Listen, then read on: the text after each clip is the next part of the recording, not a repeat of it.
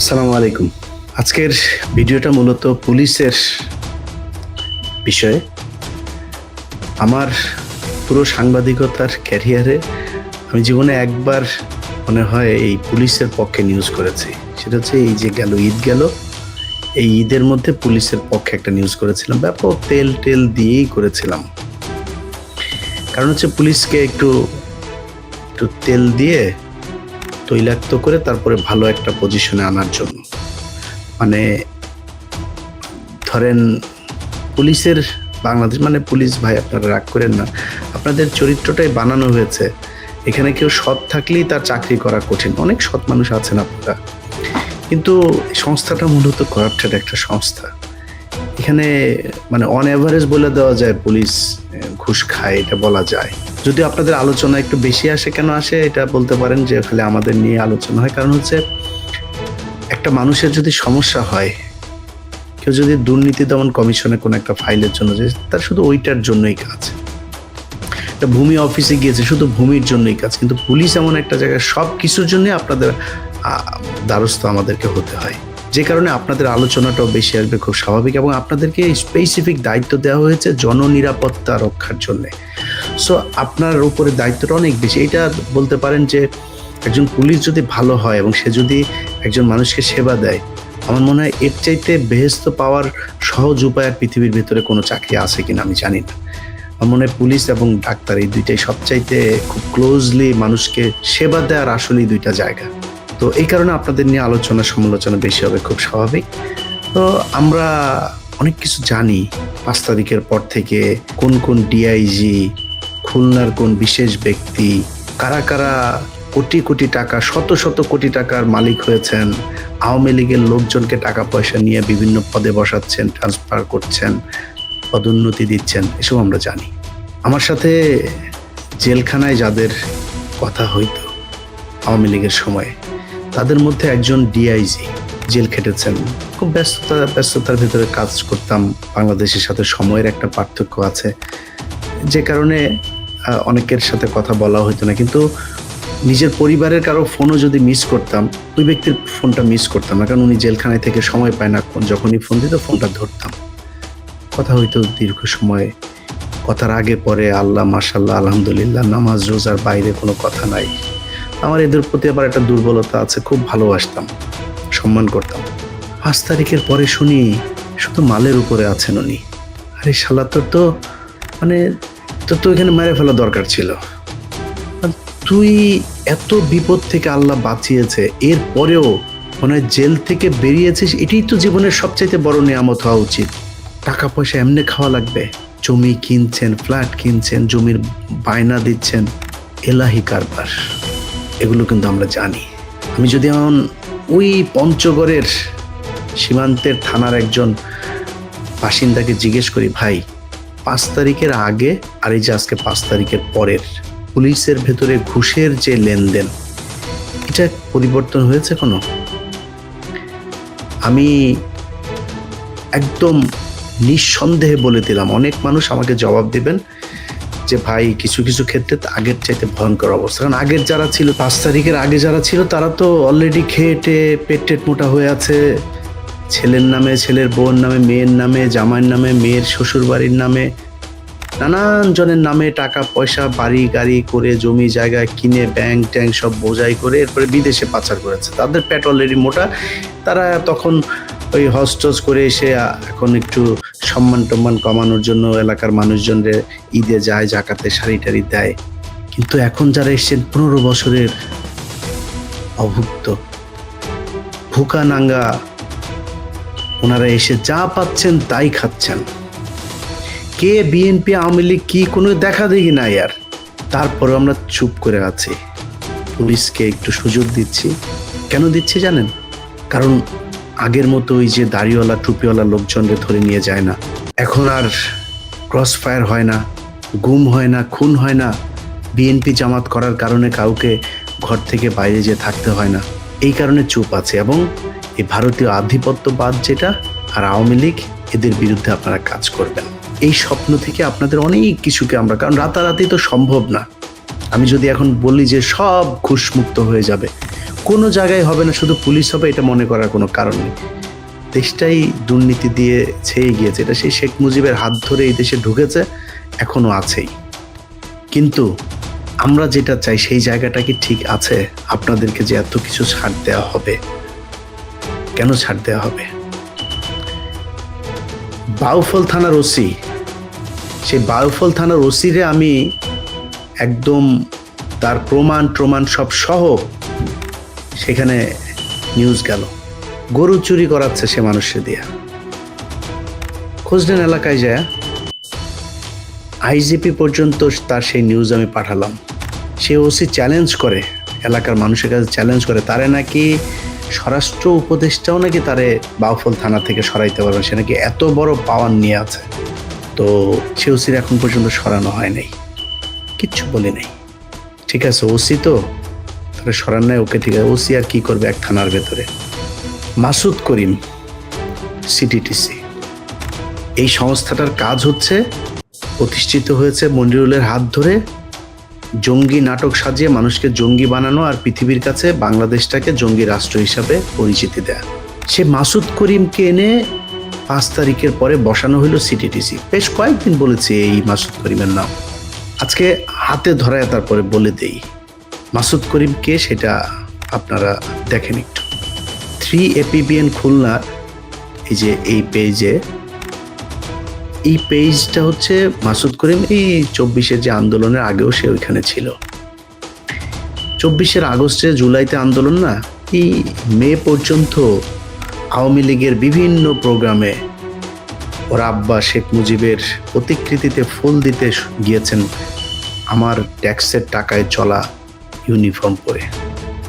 সেই ব্যক্তি আজকে এসে নিজেকে ডিপ্রাইভড দাবি করেছে, বঞ্চিত দাবি করে তারপরে তিনি সিটিডিসির মতো একটা সংস্থার প্রধান হয়ে তিনি বসে গিয়েছেন। এখন যে ভালো হয়ে গিয়েছেন সেটাও না। প্রথম ওরিয়েন্টেশনে মাসুদ করিম তার অফিসারদেরকে বলেছেন যে এটা মনিরুল স্যারের নিজের হাতে গড়া একটা প্রতিষ্ঠান, আমাদের এর সুনাম ক্ষুণ্ণ রাখতে হবে। সেই সুনাম ক্ষুণ্ণ রাখতে গিয়ে তিনি কি করছেন, একজন অফিসার, তিনি, তাকে আমি পাঠিয়েছিলাম ওই আওয়ামী লীগের বিভিন্ন পেজে, তারপর ওই যে হোয়াটসঅ্যাপ গ্রুপগুলোর ভিতরে তারা ওই যে নাশকতার যে পরিকল্পনা করছে এরকম কয়েকজনের নাম্বার সহ আমি একটা ভিডিও পাঠিয়েছিলাম, বা এটা একটু দেখেন। তারা চেয়েছিল একটা অভিযান চালাতে, এই নাম্বারগুলো ধরে ধরে তাদেরকে ধরার জন্য। দেশেই আছে তারা। মাসুদ করিমের কাছে যখন পারমিশন আনতে গিয়েছে, মাসুদ করিম তাকে বলেছেন যে ছাত্রলীগ ধরা আমাদের কাজ না, উনি শুধু জঙ্গি ধরবেন, বাংলাদেশে প্রচুর জঙ্গি ধরবেন উনি। সে জঙ্গি ধরতে গিয়ে এই গতকালকে ওই উত্তরা থেকে 3-4টা বাচ্চা ছেলেকে ধরে এনেছে, নিরীহ একদম ইনোসেন্ট ছেলে পেলে, মেধাবী ছেলে পেলে, তাদেরকে ধরে এনেছে। এই তালিকা তিনি কোথায় পেয়েছেন? আওয়ামী লীগের সময়ের যে তালিকা, সেই তালিকা দেখে তিনি এখন অভিযান পরিচালনা করছেন। সেই মাসুদ করিম আপনার শেখ মুজিবের জন্মদিন 15ই আগস্ট, শেখ মুজিবের স্বদেশ প্রত্যাবর্তন দিবস থেকে শুরু করে মুসলমানি দিবস, সব দিবসে গিয়া তিনি এই ফুল টুল দিয়ে আসতেন। এখানে এসে তিনি এডিসি নাজমুলের কথা, আপনারা বহুল প্রচলিত এই নাম, এডিসি নাজমুলকে তিনি তার দলে রেখেছেন। এরকম আরো বেশ কয়েকজন আওয়ামী ঘেঁষাব অফিসারকে এনেছেন, যারা শেখ হাসিনার সময় বিভিন্ন ধরনের জঙ্গি নাটক সাজানোর ওস্তাদ, এদেরকে তিনি দলে এনেছেন, তাদেরকে নিয়ে এই কাজগুলো করছেন। গত সপ্তাহের একটা ঘটনা, ওইখানে এডিসি ফরহাদ নামে একজন, এই ব্যক্তি আওয়ামী লীগের সময় চাকরি ছেড়ে দিয়ে আমেরিকা চলে এসেছিলেন 2021-22 বা কোনো একটা সময়ে। তাকে পলাতক দেখিয়ে আবার আওয়ামী লীগ, মানে তাদের সরকারি যে অন্য কোনো অভিযোগ নেই, যেহেতু সরকারি যে নিয়ম থাকে, তাকে পলাতক দেখিয়ে তার বিরুদ্ধে আবার মামলা বা বিভাগীয় কিছু একটা করা হয়েছিল। যাই হোক, সেটা আওয়ামী লীগের সময়। 5 তারিখের পরে তাকে আবার পুলিশ থেকে বলা হয়েছে যে তুমি আসো দেশে। সে খুব মেধাবী অফিসার, এখানেও আপনার একটা মোবাইল কোম্পানিতে আইটিতে জব করতো। তো মেধাবী যেহেতু, তাকে বলে তোমাকে আমাদের দরকার, তুমি এসো। তাকে নিয়ে এই মাসুদ করিমের এখানে নিয়ে দিয়ে আসা হয়েছে। মাসুদ করিম তাকে চায়নি। এখন এই লোকের এখানে গত সপ্তাহে হারুন ইজার গিয়েছিলেন মামলা সংক্রান্ত কথাবার্তা বলতেই। তারপরে সিটিটিসি এবং বাংলাদেশে ইয়েদেরকে নিয়ে যেই অবস্থা আমাদের বোঝানো হয়েছে এতদিন ধরে, যে বাংলাদেশ একটা বিশাল জঙ্গি রাষ্ট্র, এখানকার দাড়ি টুপিওয়ালাদের কাজই হলো খালি বোম বানানো আর মানুষের খালি মারা, এই ধরনের একটা চিত্র তৈরি করা হয়েছিল। তো হারুন ইজাহারকে তো বানানো হয়েছে বিশাল বড় এক জঙ্গি, সে ওইদিকে আরো অনেক আলেমদেরকে এইভাবে কালার করা হয়েছে। তো এই লোকটা শুনেছে এতদিন একটা, কিন্তু ভিতরে যেয়ে দেখে ঘটনা আরেকটা। তো ওর কাছে খুব খারাপ লেগেছে যে আমরা তো এতদিন ধরে জানি আপনি বিশাল বড় এক সন্ত্রাসী, এই তাহলে ঘটনা। তো সে ওনার সাথে আবার একটা ছবি তুলে সেটা পোস্ট করেছেন ফেসবুকে। সেই পোস্ট আবার নিয়ে মোহাম্মদ আলী আরাফাত, ওই যে হিরো আলমের কাছে যিনি হেরেছিলেন, সেই মোহাম্মদ আলী আরাফাত, শমী কায়সারের 6 নম্বর স্বামী, তিনি গিয়ে করলেন কি, টুইটারে তিনি পোস্ট করলেন। টুইট করার পরে সেইটার প্রেক্ষিতে এই যে মাসুদ করিমের ওস্তাদ মোহাম্মদ আলী, মাসুদ করিম তার ওই পোস্টের কারণে তিনি কারণ দেখিয়েছেন যে আমেরিকান এমবেসি নাকি বিশাল অ্যাকশনে যাবে এরকম কিছু করার কারণ দেখিয়ে তিনি সেই এডিসি ফরহাদকে এখান থেকে সরিয়ে দিয়েছেন। অথচ সেই এডিসি ফরহাদ এই জুলাই আগস্টের আন্দোলনের সময় সে ছাত্রদের পক্ষে ফেসবুকে পোস্ট করত। সে 5 তারিখে প্রথম মনিরুল পালিয়ে যাওয়ার তথ্য দিয়ে তার ফেসবুকে পোস্ট করে, না আছে সেই পোস্ট। সেই ব্যক্তিকে তিনি সিরাজগঞ্জে বদলি করেছেন। এই হচ্ছে মাসুদ করিম। আমরা পুলিশের ভেতরে এত আলোচনায় আজকে আর গেলাম না, শুধু একটুখানি আপনাদেরকে বলে যেতে চাই, পুলিশের আইজিপি, কমিশনার থেকে শুরু করে যারা যারা আছেন, যেই ডিআইজিদের কথা বললাম, কাদের কথা বলেছে আপনারা নিশ্চয়ই জানেন, আমরা এখন আর নাম বলতে চাই না।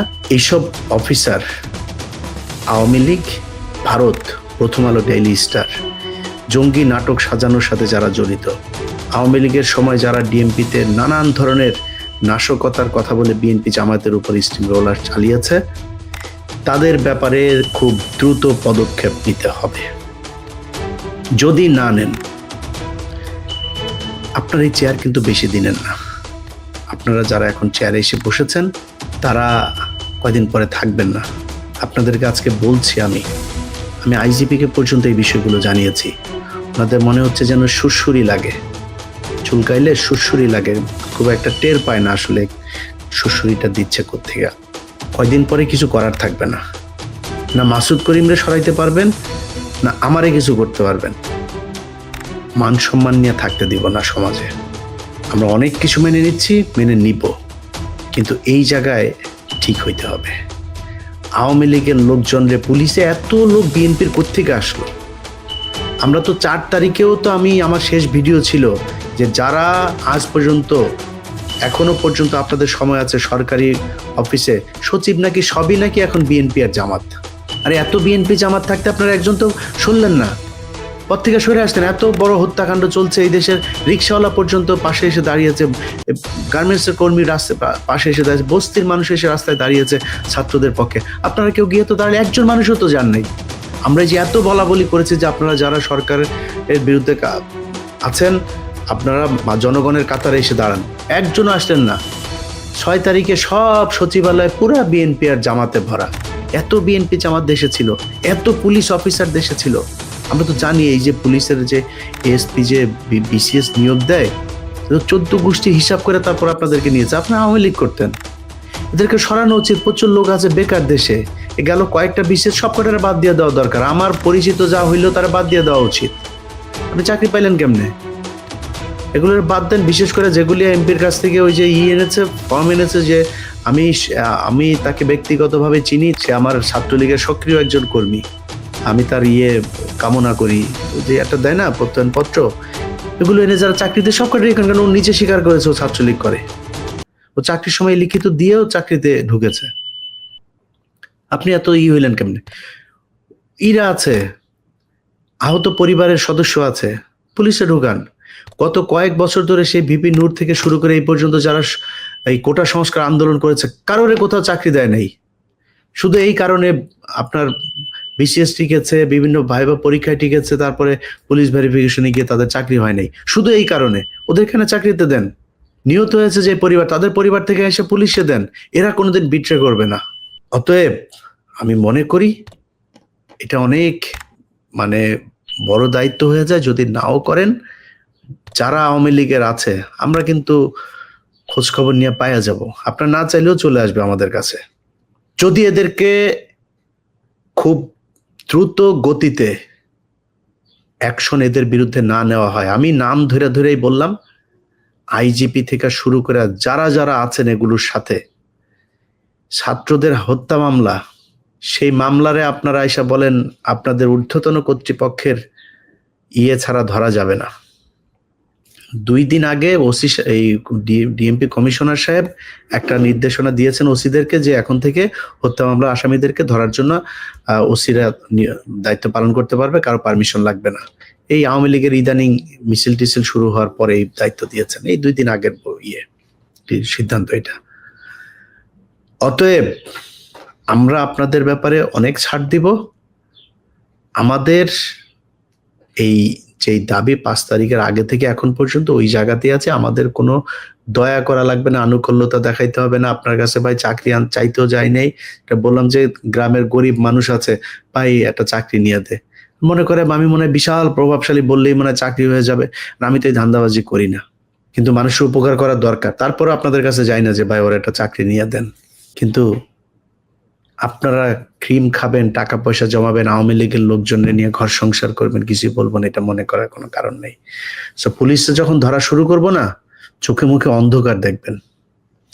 ভালোই ভালোই আওয়ামী লীগের হত্যা মামলার আসামি যেগুলো আছে এগুলো ধরেন। আইন মন্ত্রণালয় গতকালকে আইন পাশ করেছে, আইন মন্ত্রণালয়েও হত্যা মামলার আসামিরা তাদের এই মামলা থেকে তাদের নাম প্রত্যাহারের আবেদন করতে পারবে। আসিফ নজরুল গতকালকে নিয়ম করেছে। পুলিশকে বলবো, যদি নাকি আপনার এলাকার আওয়ামী লীগের এই লোকজনের না ধরেন, পুলিশের ঊর্ধ্বতন যারা আছেন তারা যদি এই আওয়ামী লীগের লোকজনের এখান থেকে না সরান, তাহলে আপনাদের বিরুদ্ধে কিন্তু আমরা দাঁড়াবো। যদি শান্তিতে থাকতে পারেন থাকেন, দেখা যাক কারা কত শান্তিতে থাকতে পারে। আল্লাহ হাফেজ।